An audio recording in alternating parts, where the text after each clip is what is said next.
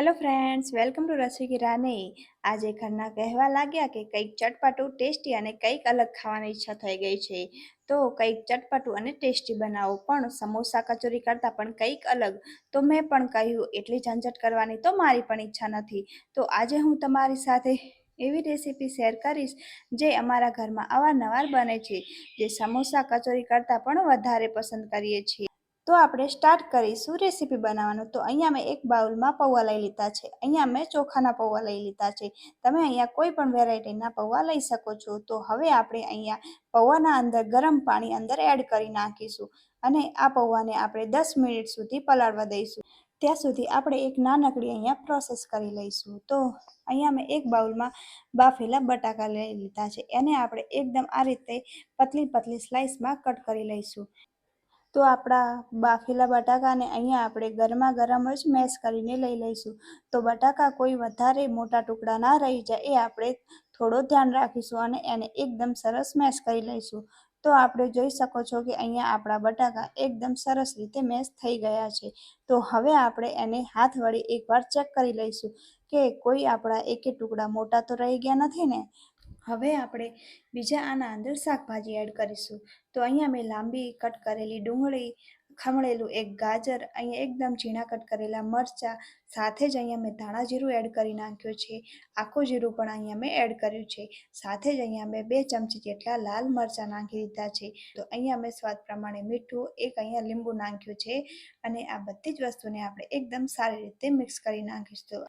તો આપણે આ મસાલો એકદમ હાથ વડે એકદમ સરસ રીતે મિક્સ કરી નાખીશું। આ રેસીપી એટલી ઝડપથી બને છે અને સાથે જ આનો સ્વાદ એટલો જોરદાર છે કે તમે આની સામે સમોસા કચોરી પણ ભૂલી જશો। સાથે ખૂબ ઓછી મહેનતથી બને છે અને તમે બનાવશો તો પણ તમને આળસ પણ નહીં આવે। તો આપણો મસાલો એકદમ સરસ મિક્સ થઈ ગયો છે। તો હવે આને આપણે સાઈડમાં રાખી દઈશું। તો હવે આપણે અહીંયા પૌવા પલાળવા રાખ્યા હતા એ આપણે જોઈ લઈશું।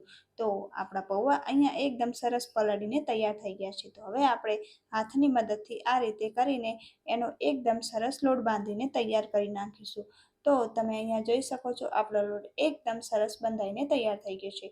તો હવે આપણે આ મસાલાના અંદર એડ કરી નાખીશું અને મસાલાને આ બંનેને એકદમ સરસ રીતે આપણે મિક્સ કરી લેવાનું છે। તો તમે અહીંયા જોઈ શકો છો આપણે આ બંનેને એકદમ સરસ મિક્સ કરીને લઈ લીધું છે। તો આપણું આ એકદમ સરસ મિક્સ થઈને તૈયાર થઈ ગયું છે। તો હવે આપણે આના અંદર જે આપણે ચોખાનો લોટ છે એ એના અંદર એડ કરીશું।